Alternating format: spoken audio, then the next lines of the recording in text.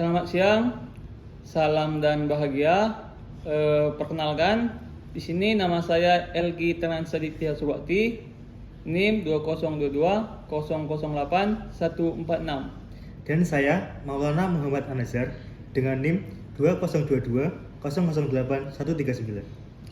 Nah, di sini kami akan sedikit mempresentasikan tentang strategi inovasi dan adaptasi media cetak dan era disrupsi digital.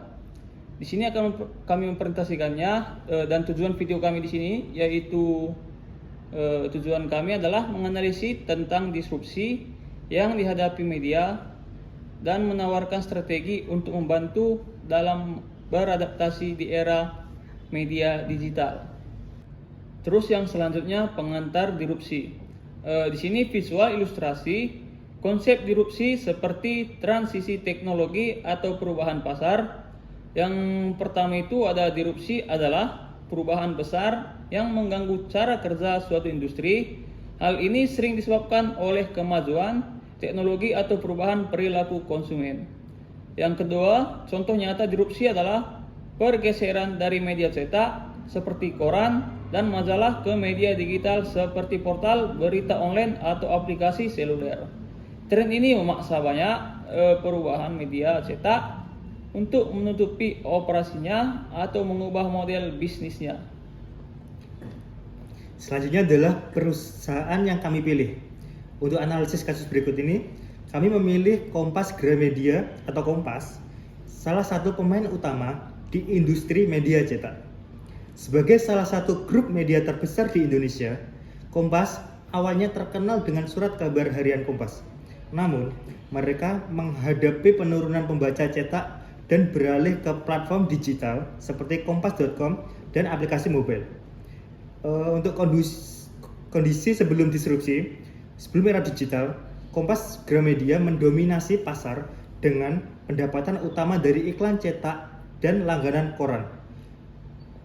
Ya, terus yang selanjutnya kondisi setelah disrupsi. Namun, dengan munculnya media digital, pendapatan dari iklan menurun drastis karena pengiklanan lebih memilih platform digital seperti Google dan Facebook. Terus selanjutnya analisis SWOT. Yang pertama, strength atau kekuatan.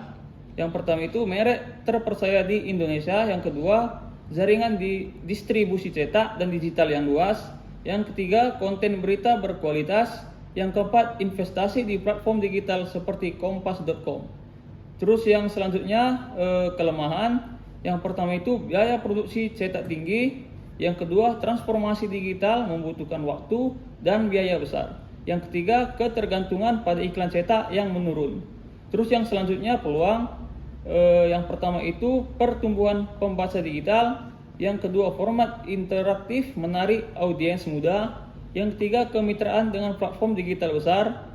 Yang keempat, analisis data untuk personalisasi konten. Terus yang selanjutnya itu ancaman. Yang pertama itu persaingan ketat di media digital. Yang kedua, konsumen mudah memilih berita gratis dan cepat. Yang ketiga, regulasi yang mendukung platform asing. Yang keempat, tekanan ekonomi mempengaruhi pendapatan. Selanjutnya adalah analisis quarter 5 first. Untuk rate of new entrant tinggi, banyak platform berita baru bermunculan. Strateginya adalah fokus pada kualitas dan loyalitas pelanggan. Untuk bargaining power of buyer tinggi, konsumen memiliki banyak alternatif gratis. Strateginya adalah tawarkan konten premium. Untuk bargaining power of supplier sedang. Jadi cetak masih bergantung pada kertas, digital lebih fleksibel. Strateginya fokus pada digitalisasi. Berikutnya adalah trade of substitutes tinggi. Jadi media sosial dan video menggantikan berita tradisional. Strateginya adalah kembangkan format interaktif. Berikutnya industri rivalry sangat tinggi. Jadi kompetisi kuat dengan media lokal dan global. Strateginya di sini adalah diferensiasi konten berkualitas. Terus yang selanjutnya itu adalah grafik perubahan pendapatan media cetak versus digital dalam jutaan dolar US.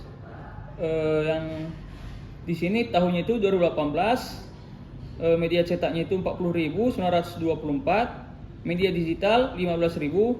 Terus yang tahun 2019 di sini media cetaknya 38.000, yang media digitalnya 20.000. Terus yang selanjutnya tahun 2020 media cetak 35.000, media digital 25.000. Terus yang 2021 media cetaknya 30.000, media digital 30.000. 2022 media cetaknya 26.799, media digitalnya 35.000. Tahun 2023 media cetak 25.398, media digital 40.000. Seterusnya yang selanjutnya itu solusi dan strategi. Yang pertama itu adalah Business Model Canvas atau BMC. Yang pertama customer segment atau segmen pelanggan. Yang pertama itu media cetak, pembaca tradisional, generasi tua, dan pelanggan yang menghargai produk fisik. Yang kedua itu contohnya digital media digital, pembaca muda, pengguna internal aktif, dan profesional yang membutuhkan akses cepat ke informasi. Yang kedua itu value proposition atau proposisi nilai. Yang pertama itu media cetak. Di sini contoh dari media cetak itu adalah kualitas fisik, pengalaman pembaca yang berbeda, dan dokumentasi permanen. Yang kedua itu contoh media digital seperti akses cepat, fleksibilitas format, video, podcast, atau personalisasi konten, dan biaya lebih mudah. Yang ketiga adalah channels atau saluran. Yang pertama itu contoh dari media cetak itu adalah toko buku, kios koran, agen distribusi, dan langganan langsung. Yang kedua itu contoh dari media digital seperti situs web atau kompas.com, aplikasi, media sosial, dan email newsletter. Berikutnya adalah customer relationship atau hubungan pelanggan. Jadi media cetaknya adalah langganan, program loyalitas, dan hubungan personal dengan agen distribusi. Untuk media digital, interaksi langsung melalui komentar, pembaruan otomatis, dan layanan pelanggan berbasis data. Berikutnya revenue streams atau aliran berpendapatan. Media cetak, penjualan fisik, iklan cetak, dan langganan koran. Dan untuk media digital, iklan digital, langganan premium, paywall, dan kemitraan konten bersponsor.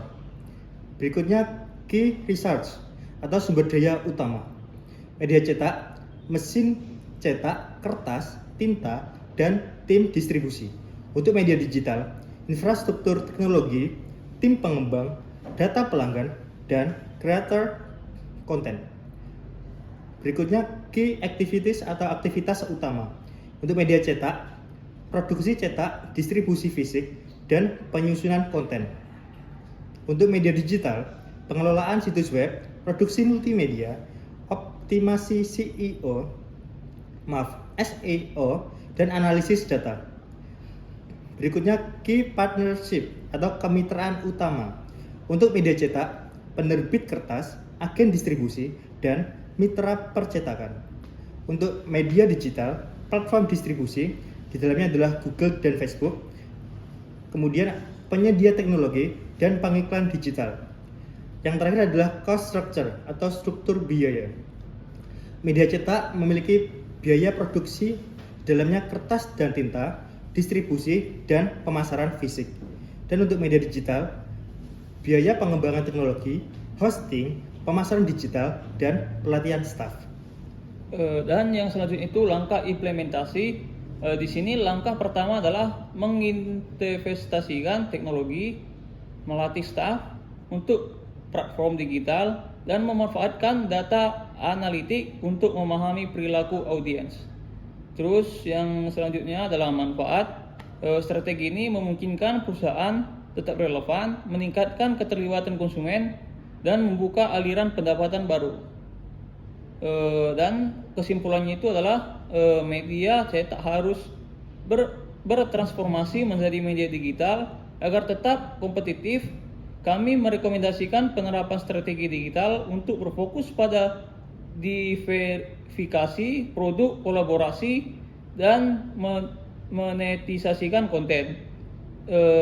Dengan langkah ini perusahaan dapat bertahan dan bahkan berkembang di era disrupsi.